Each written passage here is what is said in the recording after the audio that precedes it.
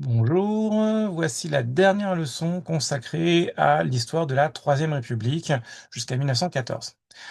Alors, on avait effectivement déjà vu dans une précédente leçon que les lois scolaires de Jules Ferry avaient rendu l'école primaire obligatoire, gratuite et laïque, en tout cas pour l'école publique. Et ça, c'était donc en 1880-1882. Mais ce qui se passe, en fait, c'est que cette histoire de laïcité, autrement dit, le fait qu'on va rendre l'école neutre par rapport aux religions pour accueillir tout le monde, pour le coup, elle s'étendre après, effectivement, plus loin.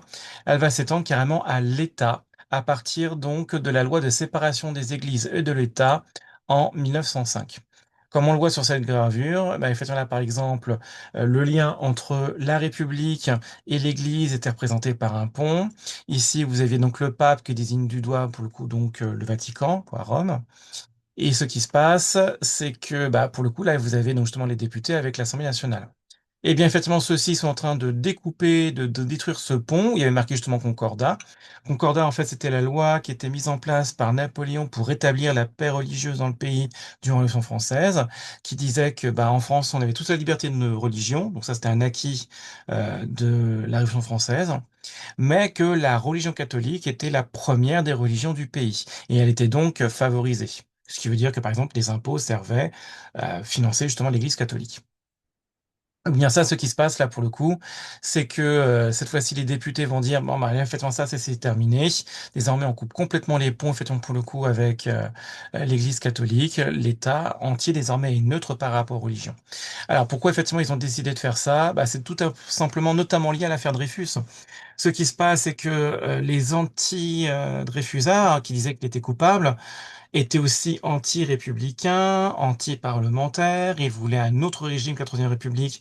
Ils voulaient un régime plus autoritaire, voire le retour d'une monarchie ou d'un empire. Donc, résultat, effectivement, ce qui se passe, c'est que pour lutter contre ces anti-parlementaires, anti-Dreyfusards, qui étaient en plus bien souvent traditionalistes et pro-catholiques, ils ont décidé tout simplement en fait de détruire le lien entre l'État et l'Église catholique pour justement diminuer l'influence de ces anti-parlementaristes anti-Dreyfusards.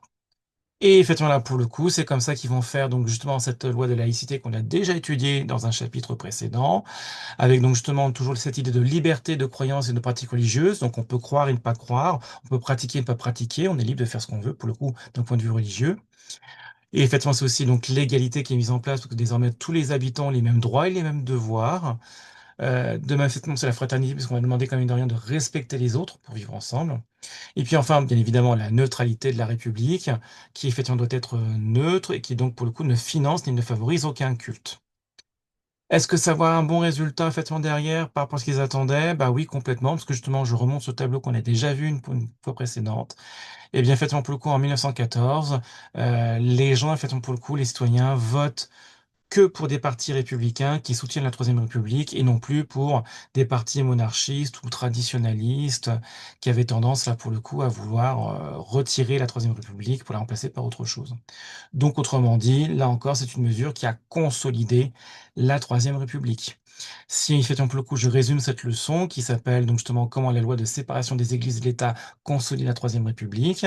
Eh bien, cette loi elle a lieu en France en 1905. Ce sont les députés républicains qui vont la voter et qui, pour le coup, met en place le principe de la laïcité, c'est-à-dire la séparation donc de l'Église et de l'État et donc la neutralité de l'État qui ne favorise ni ne finance aucune religion.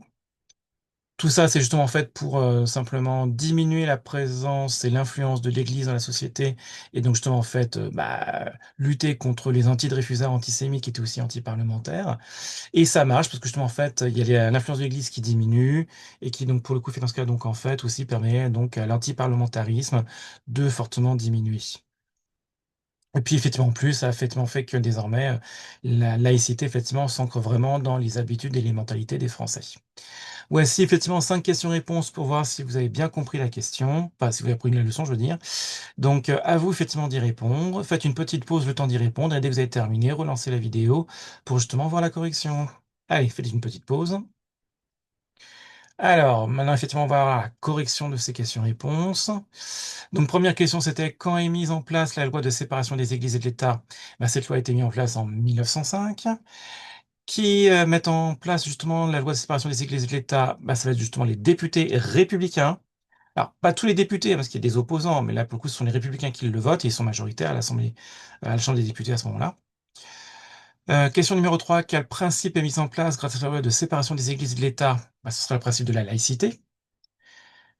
Question numéro 4, pourquoi les républicains ont voté la loi de séparation des églises et de l'État?